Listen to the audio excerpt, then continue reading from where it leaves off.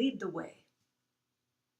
If you've been listening to these tips, you know it's not about doing nothing, but about acting out of non separation, non duality.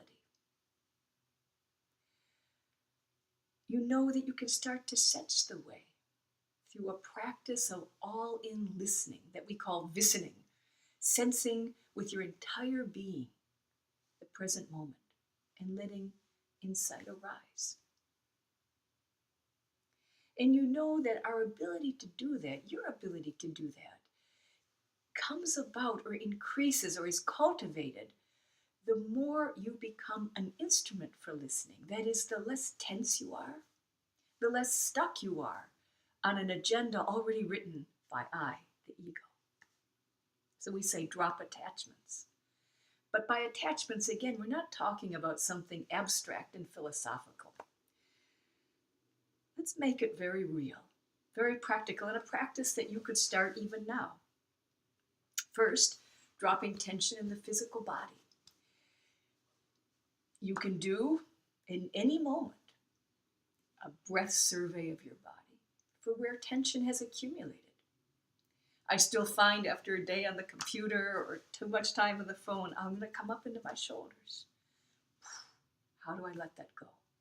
Let it go. Lose it. Drop it.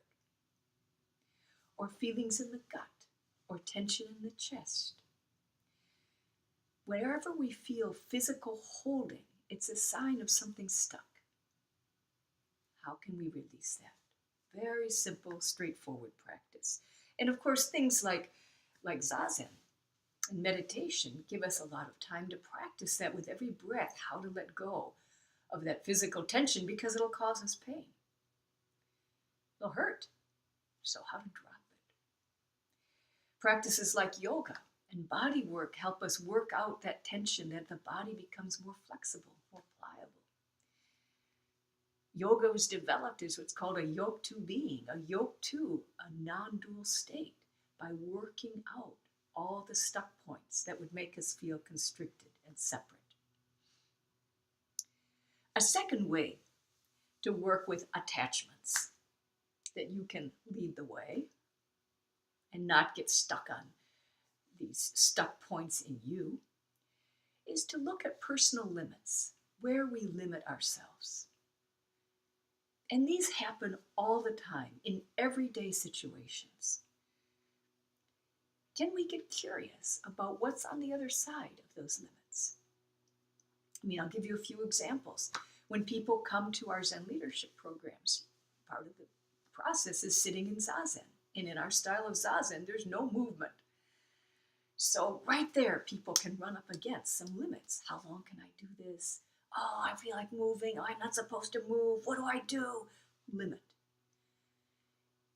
What people in our last program were talking about in our morning circle was what it felt like to push up against that limit and get curious. What's on the other side? What if I don't give in to this limit? And something opens up. These limits can happen every day at work. Oh, there's that person I'm going to have an uncomfortable conversation with. I'd just rather avoid them. Limit. What happens if I don't avoid? If I lean into it, give that person the best energy I've got, and have the most real conversation I can have in that moment.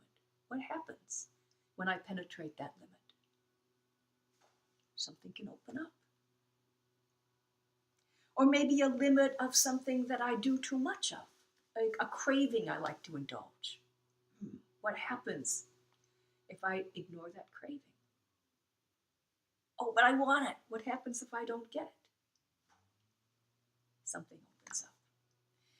In so many ways, big and small, we can come up against these limits and challenge them. And again, how do we know it's productive?